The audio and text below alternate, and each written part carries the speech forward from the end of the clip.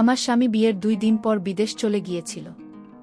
আমি আগে যদি জানতাম যে সে বিয়ের পরপরই বিদেশ চলে যাবে তাহলে আমি তাকে বিয়ে করতাম না। কিন্তু আমার স্বামীকে আমি বলেছিলাম তোমার এই বিশাল বাড়িতে আমি একা একা থাকতে পারবো না। কিন্তু আমার স্বামী আমার কোনো কথাই শোনেনি। সে আমায় বলল তোমার কোনো চিন্তা করতে হবে না। আমার ছোট বাতি যাকে আমি তোমাকে দেখাশোনা করার জন্য রেখে যাব। আমি এতে কিছুটা সাহস পেলাম। তারপর ভাসুরের ছেলেকে মানে আমার স্বামীর ছোট ভাই তাকে রেখে গিয়েছিল। আমি তো তাকে ছোট বালক ভাবতাম।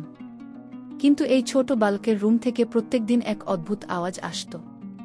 তাই আমি একদিন জানালার ফাঁক দিয়ে দেখলাম সে মোবাইলে কি যেন দেখছে আর অদ্ভুত আওয়াজ করছে। এরপর দিন সে আমার রুমে থাকতে চাইত আর বলতো কাকি আমার খুব ভয় লাগে একা থাকতে।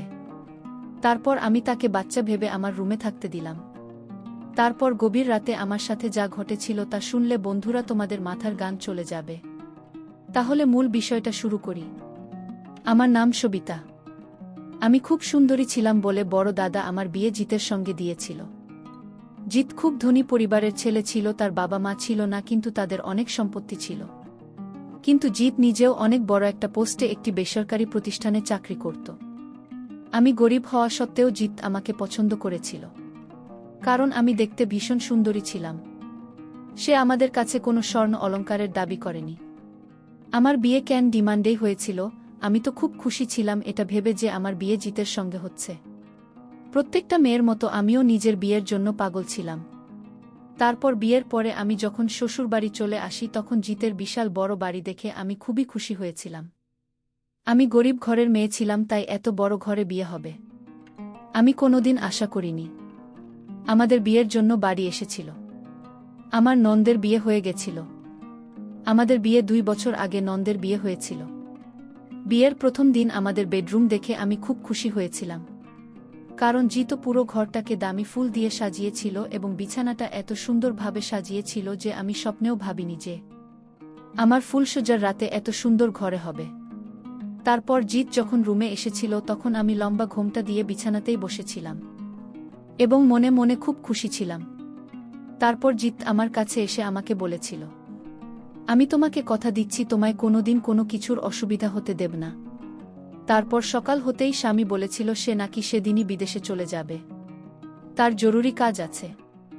স্বামী বিদেশে চলে যাবে সেটা শুনে তো আমি খুবই আশ্চর্য হয়েছিলাম, কারণ সেই কথাটা বিয়ের আগে বলেনি যে বিয়ের স্বামীর দিনই সে বিদেশে চলে যাবে। স্বামী বিদেশ চলে যাবে এই কথা শুনে আমি তাকে জড়িয়ে ধরে কাঁদতে শুরু করেছিলাম। স্বামী তখন আমাকে অনেক বুঝিয়েছিল যে সে কিছুদিনের মধ্যেই বাড়ি ফিরে আসবে এবং তার জন্য নাকি এই মিটিংটা খুবই জরুরি। বিয়ের পরে যখন কোনো স্বামী তার স্ত্রীকে রেখে বাইরে চলে যায় সেটার কষ্টটা আমি খুব ভালোভাবেই জানতাম। সেদিন ভোরবেলা আমি স্বামীকে অনেক রিকোয়েস্ট করেছিলাম সে যাতে আমাকে এভাবে একা ছেড়ে বিদেশে না যায়, কিন্তু সে আমার কোনো কথা শোনেনি। উল্টো সে আমাকে বুঝিয়েছিল যে তাকে বিদেশে যেতে হবে। তারপর সেদিন সারারাত স্বামীর সঙ্গে কথাবার্তা বলতে বলতে সকাল হয়ে যায়। তারপর স্বামী তাড়াতাড়ি বিছানা থেকে উঠে বিদেশে যাওয়ার জন্য তৈরি হয়। স্বামী যতক্ষণ তৈরি হচ্ছিল আমি ততক্ষণ এই কথাটা ভেবে কেঁদে যাচ্ছিলাম যে বিয়ের একটা দিনও হয়নি আর স্বামী আমাকে ছেড়ে বিদেশে চলে যাবে। তাহলে আমি এত বড় বাড়িতে কিভাবে একা থাকব? কারণ আমার ননদ 2 দিন পরে তার নিজের শ্বশুরবাড়ি চলে যাবে বলেছিল, আর এমনিতেও আমি নন্দকে কতদিন এই বাড়িতে রাখতাম। তার নিজেরও স্বামী আছে, সংসার আছে, সে নিজের স্বামী ও শ্বশুরবাড়ি ছেড়ে আমার কাছে তো বেশি দিন থাকতে পারবে না। আমার তো এই কথাটা ভেবে খুব রাগ হচ্ছিল যে স্বামী আগে কেন বলেনি যে সে আমাদের বিয়ের স্বামীর দিন বিদেশে চলে যাবে। তারপর স্বামী বিদেশে যাওয়ার আগে আমাকে একটা কথা বলেছিল যে তোমার চিন্তা করার কোনো কারণ নেই, কারণ আমার ছোট ভাই তাকেই বাড়িতে রেখে যাচ্ছি। সে নিজের পড়াশোনা এখান থেকেই করবে এবং তোমার খেয়াল রাখবে। সে কালকে এখানে চলে আসবে, তাই তুমি একদম চিন্তা করো না। আমি তোমার কথা ভেবে আমার ভাই তাকে এখানে দেখেছি যাতে তোমাকে এত বড় বাড়িতে একা মনে না হয়। আমার অনেক বারণ করা সত্ত্বেও স্বামী আমাকে একা রেখে বিদেশে চলে যায়। স্বামীর দিন সকালবেলা আমার ননদ ও তার শ্বশুরবাড়ি চলে যায়। সেদিন আমার স্বামীর ভাইস্তা আসার কথা ছিল। আমি যখন ঘরে গেলাম তখন আমার বড্ড ভয় লাগছিল। আমার স্বামীর কথা খুব মনে হচ্ছিল। আমি আবার যখন কাঁদতে শুরু করেছিলাম, ঠিক ওই সময় আমাদের বাড়ির বেল বেজে ওঠে। বাড়ির দরজা খুলতেই দেখলাম একটা ছোট ছেলে আমার সামনে দাঁড়িয়েছিল। তাকে দেখে আমি আন্দাজ করেছিলাম যে সে আমার স্বামীর ছোট ভাই। তার কারণ বিয়ের সময় আমি তাকে একবার দেখেছিলাম। স্বামী তো বলেছিল তার ছোট ভাই ইস্তানাকি 15 বছর বয়স, কিন্তু তার শরীর স্বাস্থ্য দেখে কোনো মতেই মনে হয়নি যে সে 15 বছরের যুবক ছিল। ঘরের দরজা খুলতেই সে আমার দিকে তাকিয়ে বলল, কাকি তোমাকে ভীষণ সুন্দর লাগছে, দেখতে তুমি ভীষণ সুন্দরী। আমার কাকা খুব ভাগ্যবান যে তোমার মতো সুন্দরী বউ পেয়েছেন। তার মুখে নিজের প্রশংসা শুনে আমি একটু লজ্জা পেয়ে বললাম, আমার প্রশংসা পরে করবে, তুমি এখন ভেতরে চলে এসো। সে বাড়ি আসার পরে স্বামীকে ফোন করে বলেছিলাম যে তার ছোট ভাই স্টার বাড়ি চলে এসেছে। স্বামীর ছোট ভাই, তার নাম রামি। আমার স্বামীর বড় ভাইয়ের ছেলে মানে রামের এই বাড়িতে আসার পরেও আমি স্বামীকে প্রায় ফোন করে কান্নাকাটি করে বলতাম যে সে যাতে বাড়ি ফিরে চলে আসে। তখন স্বামী আমাকে একটাই কথা বলতো, তার কাজ শেষ না হওয়া পর্যন্ত সে নাকি বাড়ি ফিরে আসতে পারবে না। এদিকে রামিনের আসার পরে সে আমার সঙ্গে এত কথা বলতো, গল্প করত যে আমার হাসতে ইচ্ছে না করলেও আমি মাঝে মধ্যে হেসে ফেলতাম, কারণ স্বামীর বিদেশে চলে যাওয়ার পরে আমার মন খুব খারাপ থাকত, যেহেতু আমি স্বামীকে কাছে পেতে চাইতাম। এদিকে ধীরে ধীরে রামিন তার প্রত্যেকটা কথা আমার সঙ্গে শেয়ার করত, এবং সে প্রত্যেকটা দিন আমার সৌন্দর্যের খুবই প্রশংসা করত। ধীরে ধীরে আমার মনে হতে লাগলো যে সে হয়তো আমার কাছে কিছু চাওয়ার চেষ্টা করছে, কারণ আমি যখনই রান্নাঘরে রান্না করতাম তখন সে হঠাৎ করেই আমার রান্নাঘরে এসে দাঁড়িয়ে থাকত এবং আমাকে ভয় পাইয়ে দিত। আমি তো তাকে ছোট বালক ভেবে কিছু বলতাম না, কিন্তু তার এই ব্যবহার আমার ভীষণই খারাপ লাগত।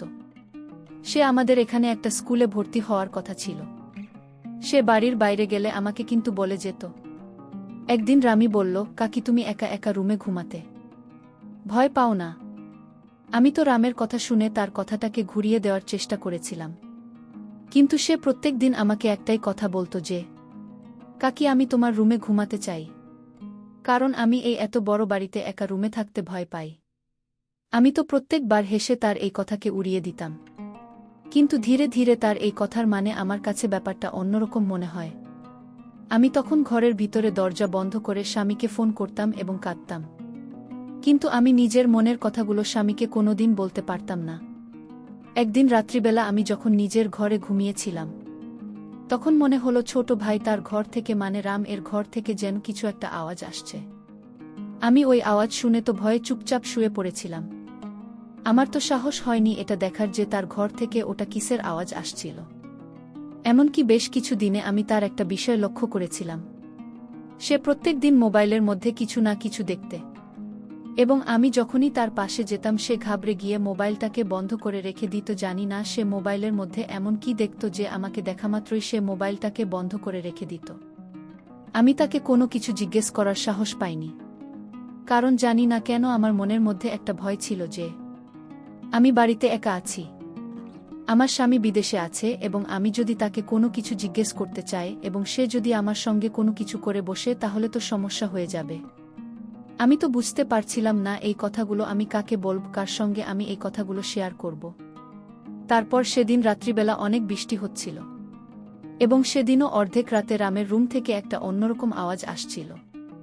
ভেবেছিলাম আজকেই যে সে রুমের মধ্যে এমন কি করে এবং তার রুম থেকে এটা কিসের শব্দ আসে, কিন্তু ওই রাতের অন্ধকারে আমার নিজের রুম থেকে বেরোনোর একদম সাহস হয়নি। উল্টে আমি স্বামীকে ফোন করে অনেক রিকোয়েস্ট করে বলেছিলাম যে সে যাতে তাড়াতাড়ি বাড়ি ফিরে চলে আসে, কিন্তু সে প্রত্যেকবার একটাই কথা বলতো।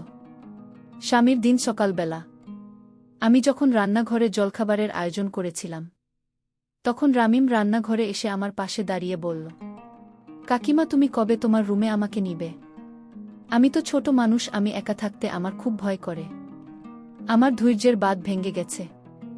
আমারও তো মন চায়, কারণ আমি এত বড় বাড়িতে একাই ছিলাম, এবং ছোট্ট ছেলের মুখ থেকে এই ধরনের কথা শুনে মনে মনে ভীষণ ভয় পেয়েছিলাম। কিন্তু আমি তাকে বুঝতে দেননি যে আমি তার কথায় ভয় পেয়েছি, বা আমি তার মনের চিন্তাধারা বুঝতে পেরে গেছি। তারপর আমি ইচ্ছে করে হেসে তার ওই কথাকে উড়িয়ে দিয়েছিলাম। সেদিনের আমি যখন কলেজ চলে গেছিল তখন আমি ঘরে একা বসে খুব কেঁদেছিলাম। কারণ এই কথাগুলো আমি কাকে বলতাম, এই কথাগুলো শোনার মতো আমার পাশে কেউ ছিল না।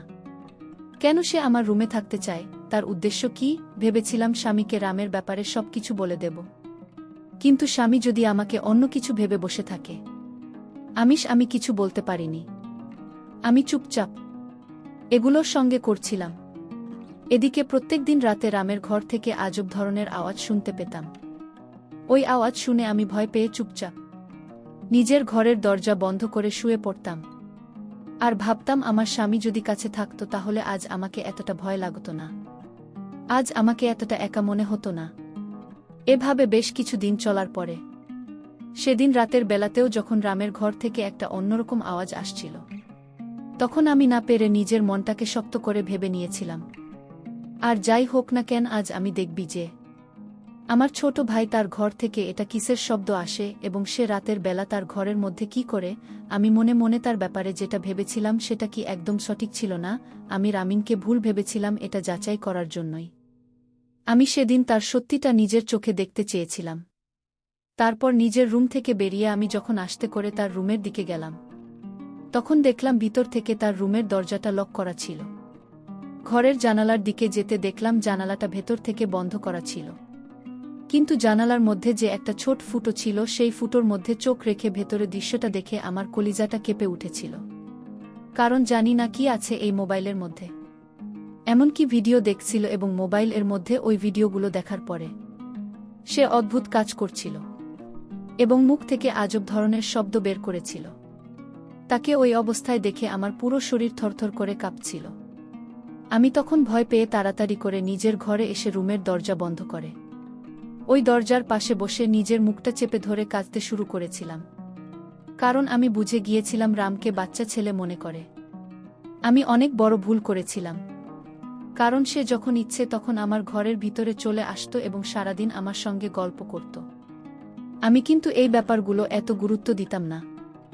সেদিন রাত্রে বেলা তার ওইসব কাণ্ডকারখানা দেখার পরে আমি ভেবে নিয়েছিলাম সকালবেলা তাকে অবশ্যই জিজ্ঞেস করব যে সে রাত্রে বেলা মোবাইলে কি দেখছিল এবং সে মুখের মধ্যে কেন এসব অদ্ভুত আওয়াজ করছিল। সেদিন সারারাত ভয়ে আমার ঘুম হয়নি, কারণ আমার রামের প্রতি মনের আমিন দরজার সামনে দাঁড়িয়েছিল। সে আমাকে সকালবেলা দেখে চমকে গিয়ে বলল, কাকে কি ব্যাপার, তুমি এত সকালে উঠে পড়েছ? তুমি তো এত সকালে উঠি না। আমি তখন রামকে বললাম, তুমি এত সকালে উঠে কি করছো, তোমার এত সকালে ওঠার কি দরকার পড়েছে? গ্রামীণ তখন আমাকে বলল, আমি তো প্রত্যেক দিন সকালে উঠি। গ্রামীণ বলল, কাকিমা আমিও তো প্রত্যেক দিন তোমার আগে ঘুম থেকে উঠি। রামের মুখ থেকে সব কথা শোনার পরে আমি নিজের রাগ সামলাতে পারলাম না। আমি বলেছিলাম, রামিম আমি তোমাকে আমার রুমে জায়গা দিব, কিন্তু তার আগে তুমি আমায় একটা সত্যি কথা বলা। গ্রামীণ বলল, কাকিমা আমি কোনো সময় মিথ্যা কথা বলি না, আমার মিথ্যা বলার কোনো অভ্যাস নেই। আমি রামিরকে বললাম, রামিম তুমি বলো মোবাইলে প্রতিদিন রাতে কি দেখো? গ্রামীণ বলল, কাকি তুমি কাকার সাথে রাতে যা করো তাই দেখি। আমি এই পিচ্চি ছেলেটার কথা শুনে খুব অবাক হয়ে গেলাম। আমি মনে মনে সিদ্ধান্ত নিলাম, তাকে দিয়ে আমার সকল কার্যকলাপ করাতে হবে। আমি তো ভেবেছি সে একটা ছোট্ট বাচ্চা বালক, কিন্তু সে তো ছিল আমার স্বামী চাইতেও বড়। বন্ধুরা, গরমের তাপমাত্রার জন্য আজ গল্পটি শেষ করতে পারছি না। এই গল্পের দ্বিতীয় পার্ট আগামীকাল দেওয়া হবে। সেই পর্যন্ত সবাই ভালো থাকবেন। প্রিয় বন্ধুরা, গল্পটি ভালো লাগলে অবশ্যই কমেন্ট করে জানাবেন। আর নিয়মিত এমন আলাদা স্বাদের গল্প শুনতে ভিডিওটিতে লাইক এবং চ্যানেলটিকে সাবস্ক্রাইব করে সাথেই থাকুন। আর হ্যাঁ, নোটিফিকেশন বেলটি অল করে রাখবেন, যাতে পরবর্তী গল্প সবার প্রথমে আপনাদের কাছে পৌঁছে যায়। ধন্যবাদ বন্ধুরা, ধন্যবাদ সবাইকে।